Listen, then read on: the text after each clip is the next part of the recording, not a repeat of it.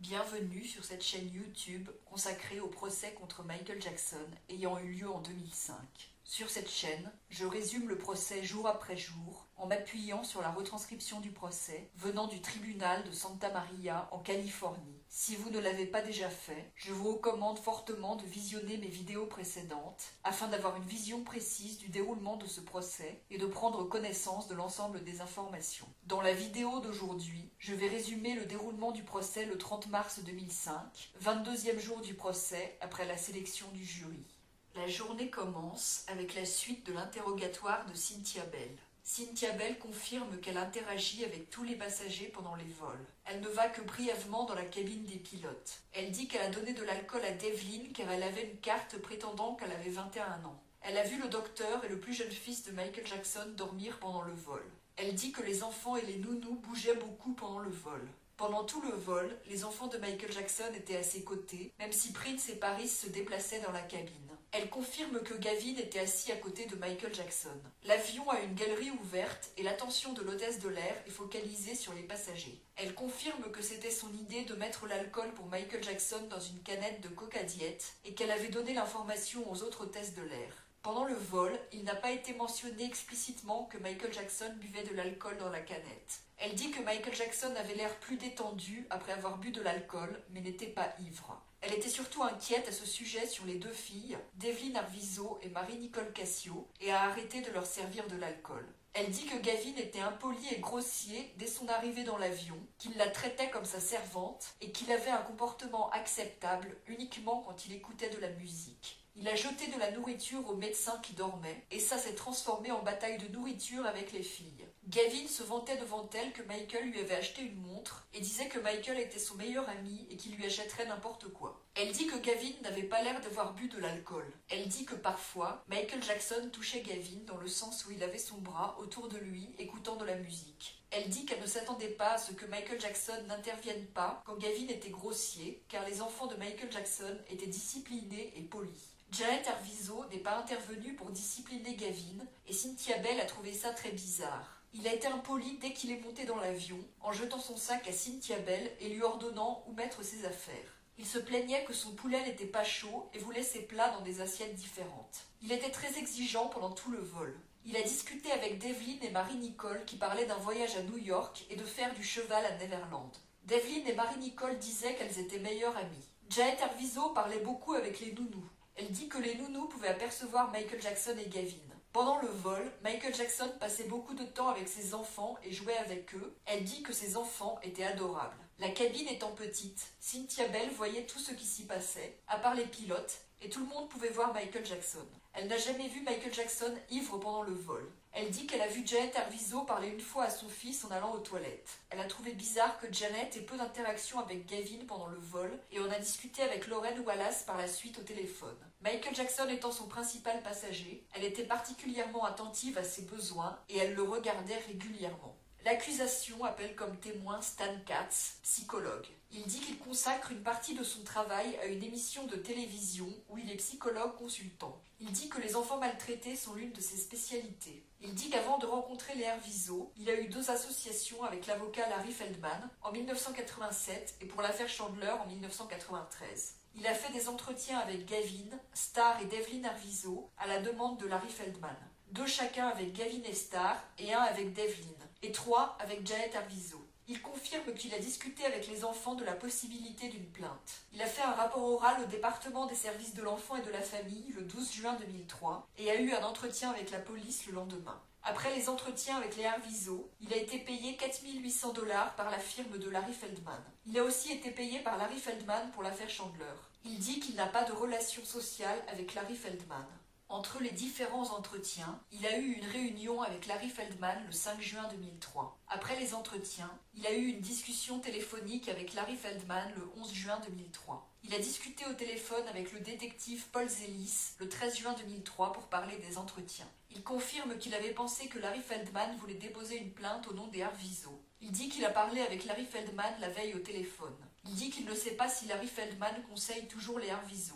Il confirme qu'il sait que si un enfant fait des accusations d'abus sexuels, il a jusqu'à ses 20 ans pour déposer une plainte. Il confirme qu'il a déjà publié un article « Arrêter la chasse aux sorcières pour les agresseurs d'enfants » où il exprime ses inquiétudes sur les accusations mensongères. Il confirme avoir écrit dans un livre que des avocats estiment qu'il peut y avoir jusqu'à 40% d'accusations mensongères d'agression d'enfants et affirme que c'est dans des situations de divorce où l'enfant a moins de 4 ans. Il confirme qu'il n'a pas fait de recherche sur d'autres accusations concernant les Arvizo. Il confirme qu'il a été impliqué dans l'affaire de l'école maternelle McMartin, car les enfants concernés ont été interrogés au Children's Institute International, où il travaillait comme directeur du programme. Il admet qu'il n'a pas fait d'investigation sur les Arvizo et Michael Jackson, qui serait nécessaire pour déterminer si une agression a bien eu lieu, et confirme qu'il n'a pas eu d'entretien avec David Arvizo. Il confirme qu'il pense que les Arvizo ont vu les avocats Bill Dickerman et Larry Feldman avant de voir la police. Concernant l'affaire Chandler, il dit que son rôle avait été de visionner les vidéos de Jordan Chandler avec le docteur Richard Gardner,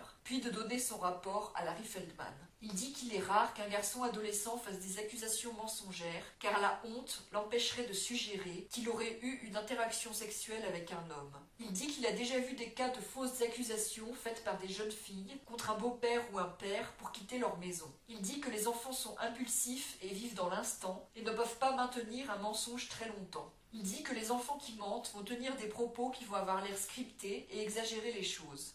L'accusation appelle comme témoin William Dickerman, avocat qui se consacre principalement aux plaintes civiles. Il confirme qu'il connaît Jamie Masada et l'a déjà représenté pendant environ 12 ans. Il affirme avoir rencontré Janet Arvizo le 21 février 2003, présenté par Jamie Masada. Il a rencontré Janet 3 ou 4 fois en présence de Jamie Masada. À partir du 26 mars 2003, il a envoyé des lettres à Mark Geragos, qui était alors l'avocat de Michael Jackson. Il dit qu'il demandait aux associés de Michael Jackson d'arrêter de surveiller, harceler, intimider les Arvizo. Il a demandé aussi le retour de passeports, visas, certificats de naissance appartenant aux Arvizo et de vêtements et chaussures de claquettes appartenant à Gavin qui ne lui avaient pas été renvoyés. Il dit qu'il savait que des possessions des Arvizo de leur appartement avaient été déplacées dans un espace de stockage après que Brad Miller le lui a dit dans une lettre du 12 juin 2003 et il demandait la liste de ces possessions déplacées. Il dit qu'il n'a pas pu récupérer les affaires des Arvizo et que Mark Geragos a prévenu Brad Miller qui s'est mis en contact avec William Dickerman.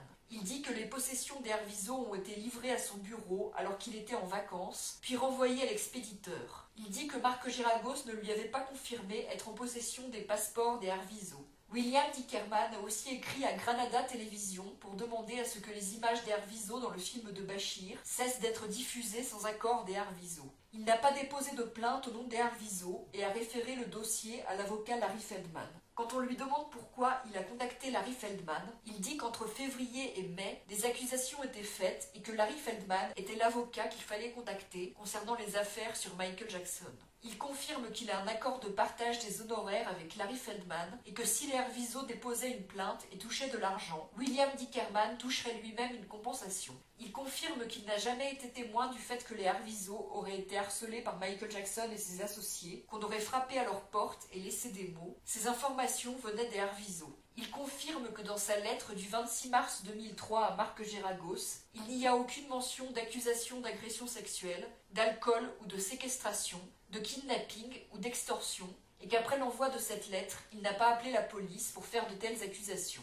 Il confirme qu'il disait dans la lettre que les Arvizo voulaient des copies des images et vidéos où ils apparaissaient. Il confirme avoir fait une déclaration selon laquelle les Arvizo annulaient tout communiqué qu'ils avaient signé en faveur de Michael Jackson et affirmaient les avoir faits en étant victimes de fraude. Il confirme que le 31 mars 2003, après une discussion téléphonique avec Mark Geragos, il a noté dans un mémo que Janet Arvizo lui avait dit que le harcèlement avait pris fin. Il admet que ses échanges avec Mark Geragos à propos des affaires appartenant aux Arvizo sont devenus hostiles au cours de l'échange de lettres et tient Mark Geragos pour responsable de cette hostilité. Il confirme que lors de ses conversations avec Mark Geragos, il n'a pas mentionné d'agression d'enfants ou de vin donné aux Arvizo. Il confirme que dans sa lettre du 3 avril 2003 à Mark Geragos, il n'y avait toujours aucune mention d'agression, d'alcool, de séquestration, kidnapping ou extorsion et qu'il n'a jamais appelé la police pour rapporter quelque chose sur les Arvizo. Il dit que son accord de partage des honoraires avec Larry Feldman a été passé probablement au début du mois de mai 2003 et qu'il l'a toujours.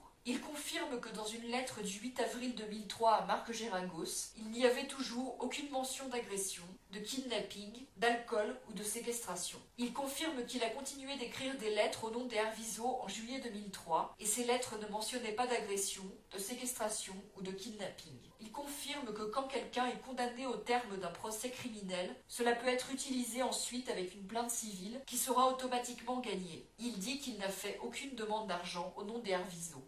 L'accusation rappelle comme témoin le lieutenant Jeff Klapakis. Il répond à des questions concernant le traitement des documents pris par la police à Neverland. Il dit que l'enquête a bénéficié de l'assistance du département de justice et du FBI.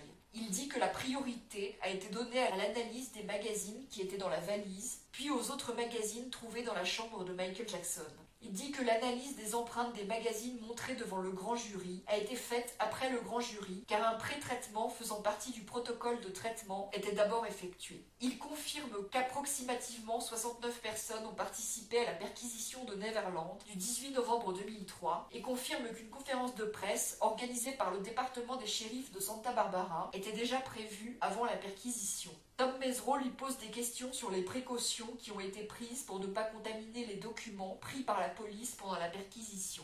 Il confirme qu'environ 45 policiers ont dû rentrer dans la maison de Michael Jackson à Neverland pendant la perquisition. Il confirme qu'une autre perquisition a eu lieu le 4 décembre 2004 et que les deux perquisitions ont eu lieu par surprise. Il dit qu'il pense que la literie de Michael Jackson a été prise pour des tests ADN. Il dit que le FBI a assisté la police pour analyser certains ordinateurs pris à Neverland. C'est ici que se termine ce résumé de la journée de procès. Si vous voulez lire la retranscription du procès, vous trouverez le lien de la retranscription sous la vidéo. Si vous appréciez mon travail, je vous encourage à vous abonner, à liker la vidéo et à la partager.